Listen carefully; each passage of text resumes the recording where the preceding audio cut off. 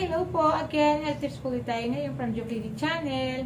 Ito po ay laging tinatanong sa akin ng mga viewers at saka ng mga clients. So, tara gawin na nating video para mas kumpleto at mas malinaw ang aking kasagutan. So, sana po ay makatulong ito sa inyo para happy po tayo.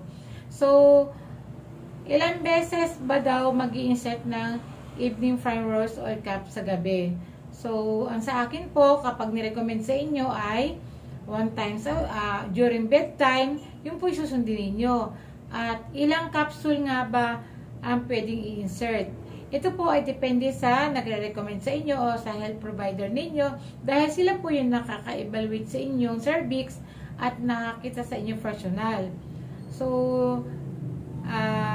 kung ako tatanungin ninyo kung makapal pa yung cervix, matigas, hindi ang tagal niya mag-open, nasa 39 to 40 weeks na, so mas marami, mas maganda. Kung 4 to 6 pieces ang i-insert nyo sa gabi, bago matulog, okay lang po yun, wala namang problema.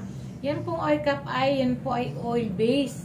So, wala pong yan. May init lang po yung cervix ninyo o yung vaginal canal. Kaya, nakakalambot ng cervix o nakaka-open.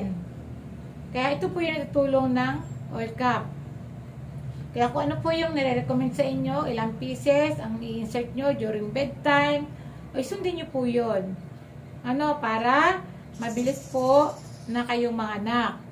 So, kapag po tumuntong ng 37 weeks hanggang 40 weeks to 41 weeks, so, pwede na pong mag-insert or uminom ng evening primrose oil cap.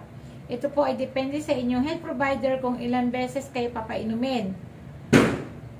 So, ganun po yun. Dahil sila po yung nakaka-evaluate ng cervix ninyo. Okay? At saka ito po ay depende sa kapa ng inyong health provider kung mabilis na bang mag-open, kung mataas na mataas pa at sobrang tigas pa po ng cervix, hindi pa po yun nire-recommend. Pwede pong inom lang. Pero yung insert, hindi pa po advisable. Okay? So, yun. Salamat po. Sana po nakatulong po itong health tips ko ito para happy po tayo.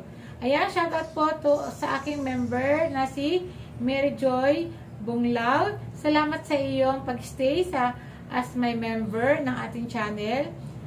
Nakakatulong po ito sa ating revenue. Salamat. Sana po ay happy po tayo. God bless.